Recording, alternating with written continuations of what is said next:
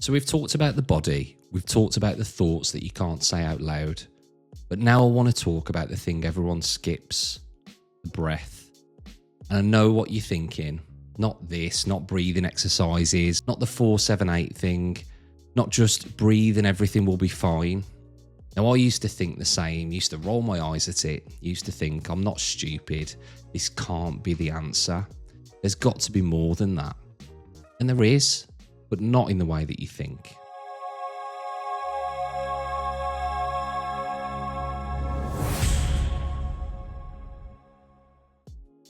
I want to tell you about something I saw as a paramedic on the road. We were called to a patient in full panic, hyperventilating, terrified, couldn't catch their breath. My crewmate and I were coaching them. Slow down, breathe with me, in through your nose, out through your mouth. All the stuff that you're supposed to do. And they couldn't. They just couldn't. The panic was too loud. Their body was far too gone. The breath was shallow and fast, and nothing we said was getting through. And then this is the part that stays with me. Their nervous system just pressed the off switch. They passed out. Not dramatically, just gone, slumped. The parasympathetic system said, "That's enough, hard reset." And when they came round, they were calm. The panic had broken. The CO2 had rebalanced. The system had rebooted itself. It was quite amazing to see, really, to be honest. The body knowing what the mind couldn't do, forcing the breath by taking it away. But here's what I took from it. The breath is not gentle. It's not optional. It's not some wellness add-on you do when you're feeling zen.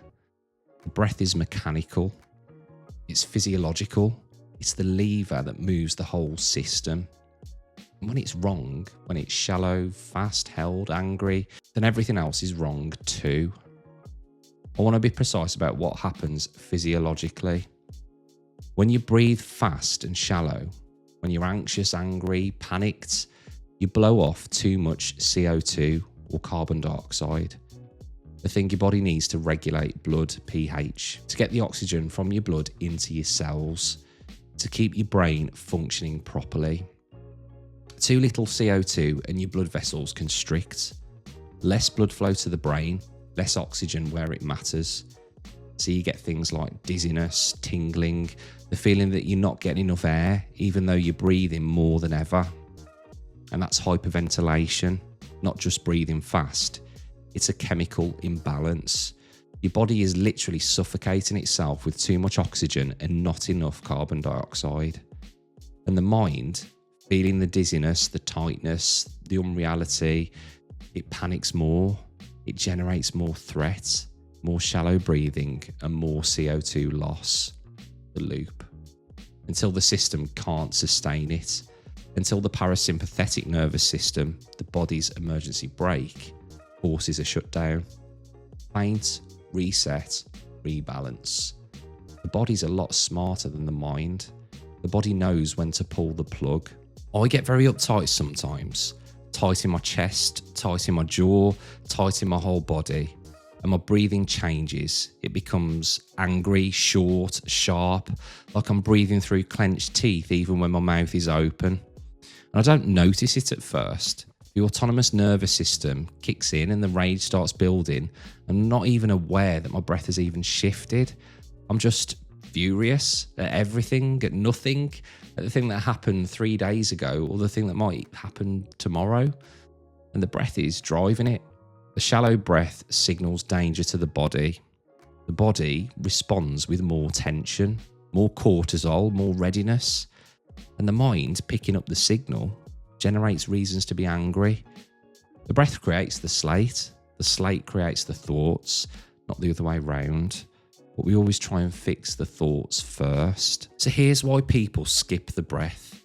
Because it feels too simple. Because the mind thinks, I'm not stupid. This can't be the answer. There must be a catch, a technique, a secret, something more sophisticated. The mind wants complexity because complexity feels like work, like progress, like you're doing something. The breath feels like nothing, like giving up, like admitting you can't think your way out. And the mind hates that. The mind wants to be the hero. The mind wants to solve it, to analyze it, to reframe it, and to master it, ultimately. The breath, it just happens without the mind's permission, without the mind's involvement, and that threatens the mind's whole sense of itself. So the mind interrupts. It chucks in thoughts that you don't want, silly things, random things, ideas for your channel at 2 a.m, for example. Halfway through Love Island, you're pitching your partner a new video concept while she's trying to watch people couple up. The mind will do amazing things. It will do anything to avoid the simplicity of the breath, because simplicity means the mind isn't needed. Really quick before we carry on, as you can see from my analytics, a lot of you watching these videos aren't actually subscribed. So if you're enjoying the content, please hit that subscribe button. It only takes a second. It's completely free and it really helps the channel grow. While you're here, check out my book by scanning the QR code on the screen. If you've got Kindle Unlimited, you can download it completely free. Or if you prefer a physical copy, that's available too. And don't forget to follow me on all my socials for daily motivation, extra content and behind the scenes updates. Right, let's get back to the video. So what do you actually do? Not the 4-7-8 thing, not the box breathing, not the technique you read in a magazine. Just pay attention. When you're uptight, when the rage is building, when the breath has gone short, sharp and angry, notice it. And I'm not saying try and fix it and don't try and change it, just feel it. We've mentioned this a lot, the tightness in your chest, the way the inhale is stealing space instead of receiving it. And then only then, just let it soften. Not to force it, not to command it, just allow a slower exhale. So here's the physiology. A longer exhale activates the vagus nerve. The vagus nerve is the main highway of the parasympathetic nervous system, the rest and digest side. When the vagus nerve fires, heart rate slows, blood pressure drops and muscles will release. You're not relaxing because you decided to relax then. You're relaxing because your nervous system received the signal that the danger's passed. And the signal is the exhale, not positive thinking, not visualization, and not that pep talk in the mirror that we've spoken about previously. The mechanical act of breathing out slowly, fully, and completely. Now, I get it wrong. Loads. I still find myself tight, angry, breathing through clenched teeth, wondering why I'm furious at such a minor inconvenience. And then I catch it. The breath, the tightness, the held quality. And I soften. Not dramatically, not perfectly, just a little bit. And the rage loses its edge. Not because I solve the problem, not even because I reframe the thought. It's because the body stops signalling danger. And the mind without the fuel will quieten down. Now, I want to talk about what this looks like in the middle of the night, because that's when it hits the hardest for a lot of us. When the world is quiet and the mind is loud, the body is lying still but somehow still running.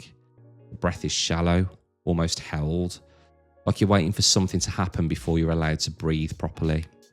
And the CO2 drops, and the blood vessels constrict, and the brain feels the lack. And the mind generates more thoughts, more loops, more of the stuff that you can't say out loud. And the breath gets shallower. It's that loop again. But this time, the lever is right there. Not a technique, not an app, not even a guided meditation. Just the exhale. Slower than the inhale. Longer than feels natural. Until the body feels that shift. Until the vagus nerve fires. Until the system gets the message. You're safe enough now to rest. I want to talk about something else that happens.